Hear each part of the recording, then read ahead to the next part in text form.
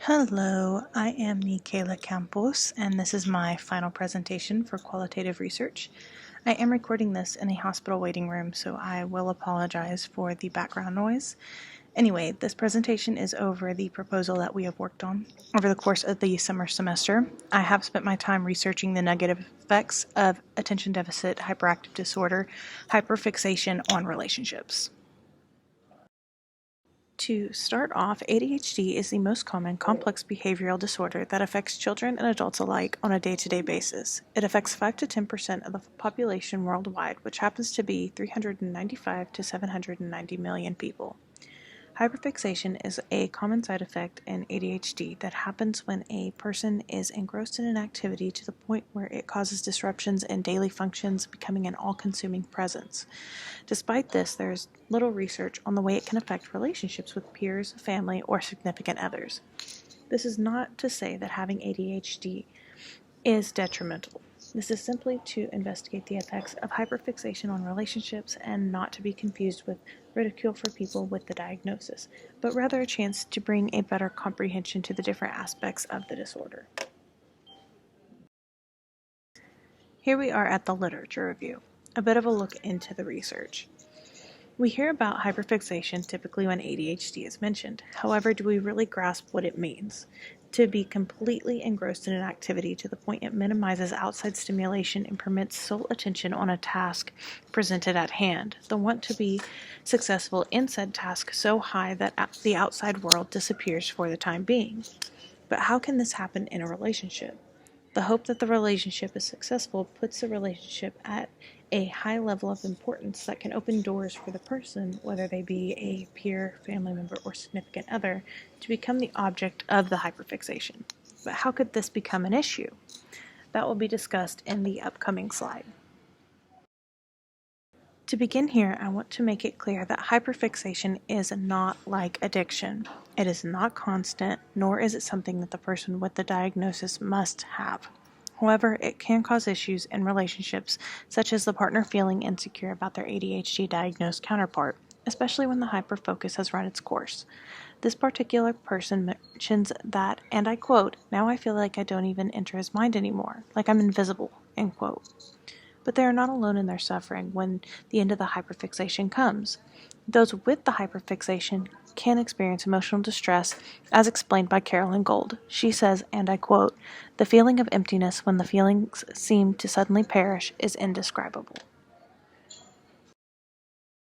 The methodology that will be used for this study is grounded theory. This is because it is used to develop future hypotheses or theories that will explain why people do the things that they do in big fancy words. The focus on developing theories is especially what makes grounded theory the best choice for this study, because it pushes to answer the questions about how something changes over time. In this case, how hyperfixation negatively changes a relationship over time. How did the hyperfixation begin? How did the hyperfixation end? How did it make you feel at its height? And how did the loss of the hyperfixation feel? These are all questions that will be answered through the grounded theory to develop a hypothesis and/or theory about the negative behavior that can be attributed to the hyperfocus in a relationship. The design of the study, or the development, is fairly simple. There's an age requirement of 18, as well as a necessity for both written and verbal consent, as well as having ADHD. There will be only one interview that will go over the individual's personal stories as well as how they believe that hyperfixation negatively affected their relationship. There will also be constant comparison of all the data that is collected. It will be put into categories such as age, gender, etc. The core of the study should be found here. The core of the study is essentially where all the similarities in the data come together into one central point. This is what will be used to create a new hypothesis or theories over human behaviors. To find participants, purposive sampling will be used as well as convenience sampling. This is to keep things organized while also narrowing the risk of incorporating irrelevant data.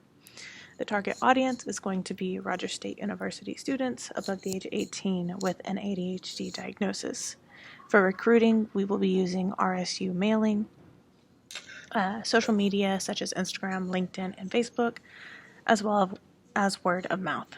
The final sample will be taken from the participant pool of those who responded through email, as well as through the social media platforms or any of the other various forms of communication.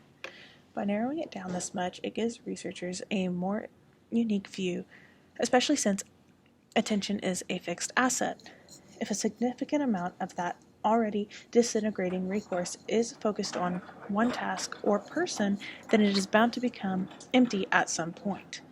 This can also be draining for any of the other emotions that were felt so extremely during the hyperfixation, creating emotional distress. So here we are at the analysis. There's going to be a lot of comparison here since we are looking for a correlation between the relationships ending at the same time as the hyperfixation, or if there are any other factors involved. The data will be collected through a series of in-person or Zoom interviews, depending on what the person is more comfortable with. Of course, the interview will be administered to participants with ADHD and experiences with hyperfixation having negative effects on a relationship. The answers from this interview will be analyzed through content data analysis. This type of analysis refers to the process that will take care of categorizing the verbal transcripts taken from the interviews. These transcripts will then be used to find similarities in experiences and emotions to find how ADHD hyperfixation has affected their ability to make and maintain healthy relationships. So here we are, finally at the discussion slide. This review discussed parts of ADHD known as the phenomenon of hyperfocus, the main focus being how it can affect the ability these people have to make and maintain relationships, as well as to eliminate some confusion that can come from hearing about hyperfixation for the first time.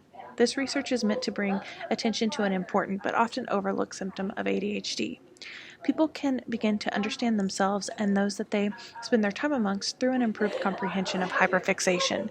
There is a hope that with this review there will be future investigation in this topic. Some ideas for improving investigation in the future would be involving medical records, such as a diagnosis, what medications they are currently taking, as well as if there are any underlying medical conditions that could mess with the results of the study. Couples who are in new relationships and seem to be experiencing hyperfixation would also be a great asset in this, but it would be hard to research in a controlled environment and get natural answers that haven't been played up or down or completely overlooked. Research on how cognitive functions differ from the person with ADHD and the person without, or what if they both had ADHD. More time being added to the study would also create the opportunity to develop more extensive look into the effects. This could create more questions and answers that I believe would be beneficial for people both with and without ADHD, but sadly, I do not have time in the limited time that I do have. So this is the end of the presentation. I hope you enjoyed it. Thank you very much for listening through, and I hope you have a great rest of your day. Thanks.